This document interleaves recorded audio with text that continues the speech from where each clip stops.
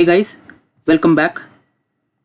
In this video, I'm going to talk about how can we create a data source, but this time we are going to select RESTful web service as a data source.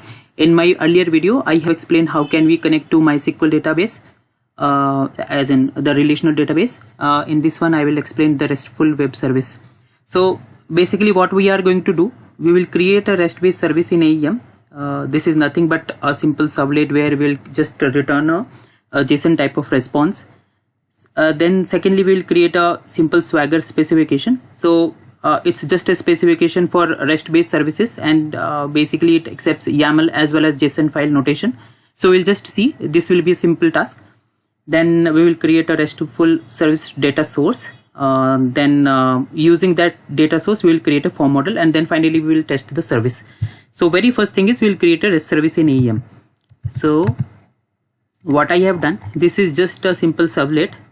This is path-based servlet just for the demo purpose, but of course in real-time production cases, this REST-based service maybe will be provided by another third-party service, or maybe if it is within AEM, it will be for example a path resource-based servlet or something like that. Okay, but just for the demo purpose, this is a path-based servlet I have created.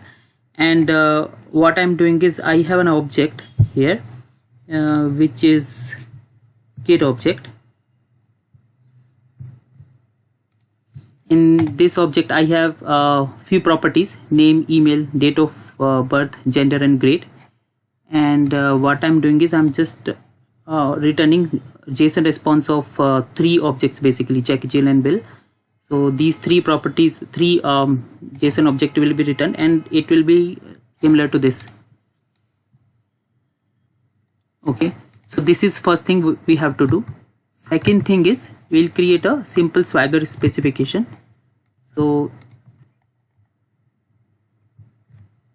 okay, I have just I'm just using this dummy one in which I have modified as per my need, as in the kids object I have created.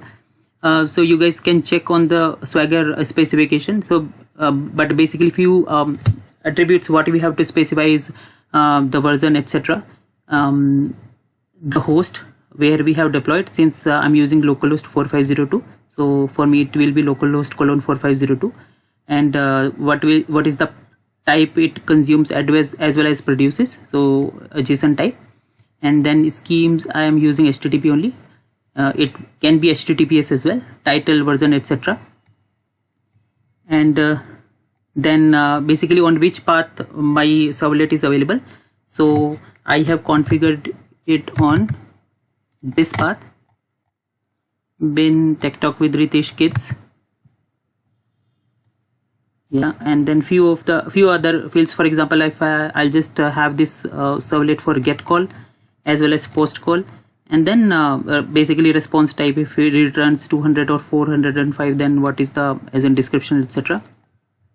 And then for get call, as in I'm not returning any giving any parameters, but yeah, for post call which parameter I want to modify. So for example, name, email, date of birth, everything what I want to modify. And then finally the definition of this object. So for say the kids object, where I have all these four attributes. I'll just put this in the description. I will put this YAML file, the sample YAML file. Okay, and after this we have to create a data source, RESTful service data source. So what we have to do, we have to go to AEM instance and then click on this tools icon, go to cloud services, and then scroll down, click on the data sources. And basically we have to select which folder, under which folder, configuration folder we want to create this DS. I'll just select global, and then we can create our own configuration folder, and then we can select that. That's fine. We can click on create, and then the name. So this full.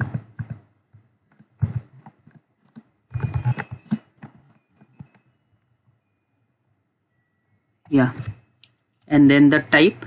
So in this case it will be RESTful service. If you want to give any thumbnail or something, then click on next. And then if your basically your API is available on some URL, we can provide URL and then the Swagger URL over here. But since as in I can just give localhost, that will also work. Or the other way will be I will just provide file option. So both option will work because that API is also working over here. So I can just provide this URL, or I can just browse that that Swagger API where I have saved it. That is also possible. So either way, okay. And then base path, if we want to append anything. So for example, this is my RESTful service, but maybe I'll have version 1 or something like that, but I don't have it, so my base path will be blank. And then authentication type, none means we don't want any authentication. Basic authentication like admin username and password, etc. Or if we want to specify any API key, so then we have to set these API keys while in the header itself while we are requesting for the API. So we need to set the header attribute using these API keys. So I'll just use basic authentication since it's deployed on my localhost server. Although I'm using the same server, but still that authentication is needed. I have tried that. So if we don't provide the authentication, assuming it is on same server, it won't work. So I'll just provide admin. So everything looks good, and click on create. If there is some issue in your YAML, it will not be saved, as in you will get that loading page, continue, and then it won't stop. So just to check the logs, error logs, and you will find something fishy over there. Click on create. So it's created now. The data source has been created successfully. Now the next thing, if we see, what is next thing? Next we have to create a form model. Okay.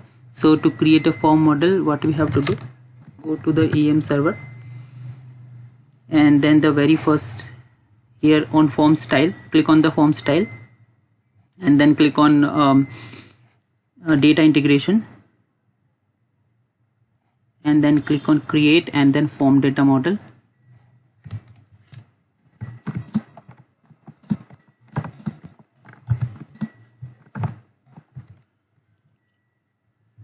Yeah, configuration path, just remember on where you have created the data source, same configuration path should be selected here. Since I have created the data source under global folder, so it's fine for me, but just remember to change it as per as you have configured the data source.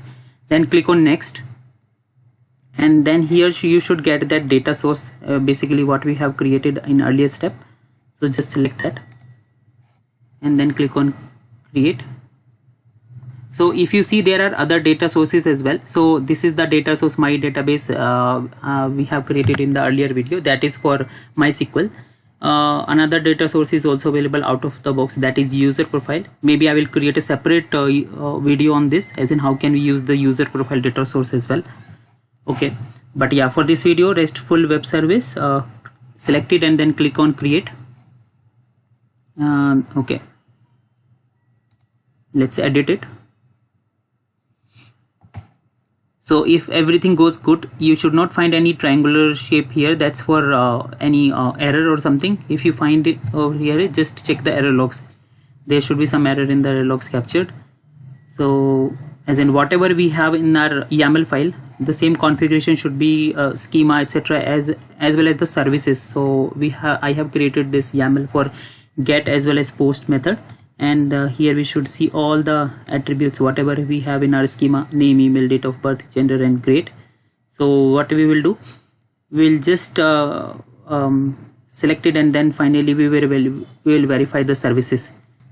So what we have to do, since this is our schema and these are the services, so maybe we'll just select everything and then the method as well for which we want to trigger the service, and then click on the add selected.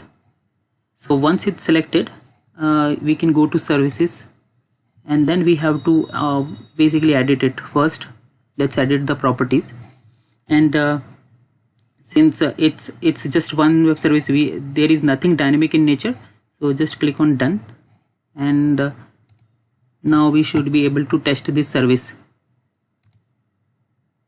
Okay, we have to save it.